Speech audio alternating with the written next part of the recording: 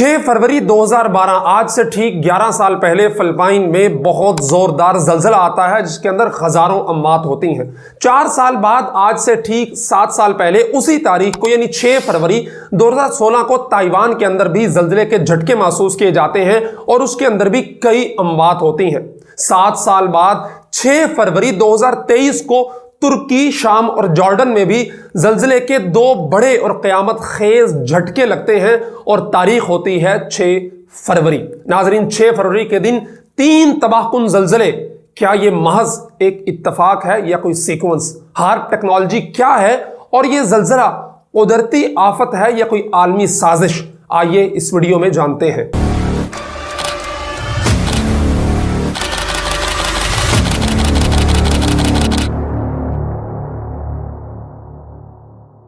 अस्सलाम वालेकुम नाजरीन, मैं हूं उमर खान यासर और आप देख रहे हैं फोकस मीडिया। अगर आप हमारी वीडियो चैनल को सब्सक्राइब किए बगैर देख रहे हैं तो बराए मेहरबानी इसको सब्सक्राइब कर लीजिए। नाजरीन, निकोला टेस्ला जदीद दौर का अजीम तरीन जहन था। इसे बाज़ औक़ात पागल जहन यानी मैड जीनियस भी कहा जाता है। वो सर्बियन नयाद अमरीकी था जो 10 जुलाई 1856 में पैदा हुआ और 87 साल की उम्र में 7 जनवरी 1943 में फौत हुआ।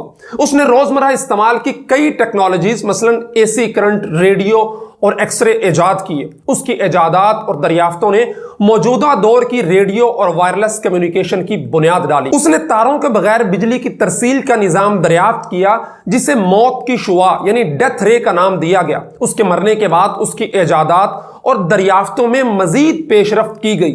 उसने 6 पाउंड का एक ऐसा आला इजाद किया जिससे उसने स्टील की एक बहुत बड़ी इमारत को हिला दिया और एक बहुत बड़े पुल को इर्तिआशात में डाल दिया जैसे जलजला हो। उसकी वायरलेस एनर्जी पर तहकीकात बाद में बदनामे जमाना हार्प टेक्नोलॉजी की बुनियाद बनी। अगर इसी हार्प से वो शुआएं भेजी जाएं जो जमीन की किसी एक प्लेट के कुदरती तअद्दुद यानी नेचुरल फ्रीक्वेंसी के मुताबिक हो तो हार्प शुआओं की फ्रीक्वेंसी और जमीन की खास फ्रीक्वेंसी के मिलाप से जमीन में जबरदस्त इर्तिआशात पैदा किए जा सकते हैं और यही हार्प के जरिए जलजले लाने की बुनियाद है। नाज़रीन, तुर्की में हालिया जलजले के बाद पूरी दुनिया के अंदर ये शोर हो रहा है कि ये जलजले टेक्नोलॉजी से मसनूई तौर पर किए गए हैं ताकि तुर्की में बड़े पैमाने पर तबाही लाकर तुर्कों के यूरोप में बढ़ते हुए इन्फ्लुएंस को कम किया जा सके और उसकी मुआशी निजाम पे एक ज़रब लगाई जा सके। इस सारी वारदात के साथ हार्प टेक्नोलॉजी का जिक्र तवातुर से हो रहा है। आइए अब जानने की कोशिश करते हैं कि हार्प टेक्नोलॉजी क्या है और आखिर में बताएंगे कि तुर्किया में आने वाला जलजला कुदरती है या फिर मसनूई। सारे मामले को समझने के लिए आखिर तक वीडियो देखिएगा।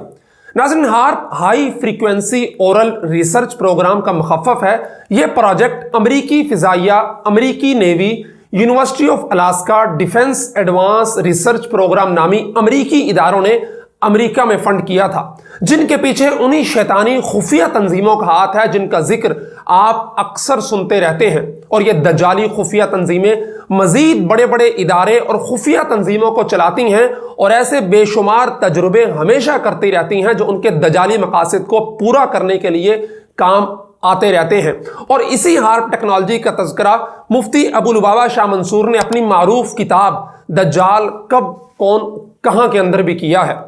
नाज़रीन, हार्प टेक्नोलॉजी का सबसे मशहूर स्टेशन लगूना अलास्का में वाक़ है। यह जगह अमेरिका फिजाइया की थी जिसे हार्प टेक्नोलॉजी के एंटीनाज लगाने के लिए मुख्तस किया गया।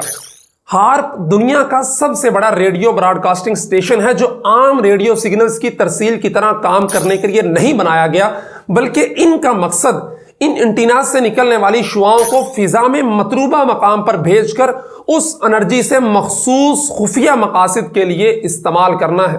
और तहकीक से अंदाजा लगाया गया है कि इस हार्प रेडियो स्टेशन अलास्का में तकरीबन 180 एंटीने लगाए गए हैं जो तकरीबन 72 फुट ऊंचे हैं। इन सब एंटीनों को इस तरतीब से जोड़ा गया है कि तमाम एंटीनों से निकलने वाली शुआएं अलग अलग शुआओं को भेजने की बजाय एकजुट तमाम ताकतवर शुआओं को भेजने का काम करते हैं। ये एंटीने फिजा में टनों के हिसाब से एनर्जी भेजने का काम करते हैं जो किसी भी उड़ते हुए जहाज के इंजन को बआसानी एक ही झटके से पिघला सकती हैं। यहां से आप इनकी ताकत का अंदाजा लगा सकते हैं। हार्प अलास्का के इस स्टेशन से निकलने वाली शुआओं की मिकदार आम रेडियो स्टेशन के मुकाबले में 72,000 रेडियो स्टेशन जितनी ताकतवर शुआओं को फिजा में भेजने का काम करता है। अमेरिकी मिलिट्री का कहना था कि हार्प टेक्नोलॉजी का यह स्टेशन माहौलियाती जांच के लिए बनाया गया है और इससे सिविलियन और मिलिट्री दोनों फायदे उठा सकते हैं। अब आप खुद सोचें कि मिलिट्री इससे क्या फायदा उठा सकती है। जाहिर है कि मतलूबा मकाम पर तबाही मचाने के अलावा इसका काम और क्या हो सकता है।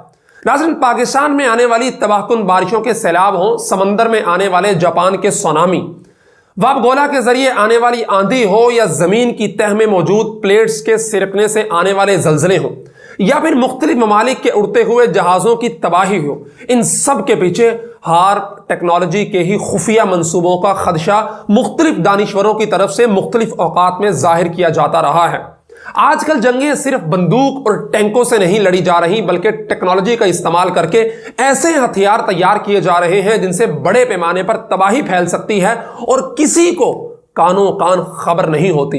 इस टेक्नोलॉजी के जरिए आलमी कुव्वतें अपनी फौजें किसी मुल्क में उतारे बगैर और बाज़ाब्ता जंग शुरू किए बगैर सिर्फ टेक्नोलॉजी के जरिए किसी भी मुल्क का इतना नुकसान कर सकती हैं कि वह मुल्क आने वाली कई दहाइयों तक तरक्की की रफ्तार में सुस्त हो जाता है।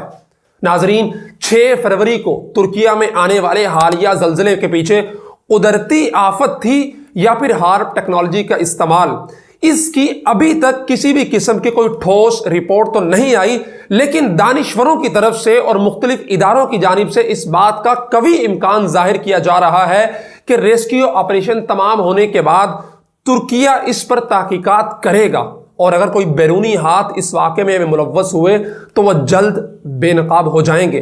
वीडियो देखने के बाद आप ये बताइए कि आपने इससे क्या सीखा और आप इन तमाम कुदरती आफात के पीछे किसका हाथ समझते हैं। क्या यह कुदरती आफात थी या फिर सोची समझी साजिश।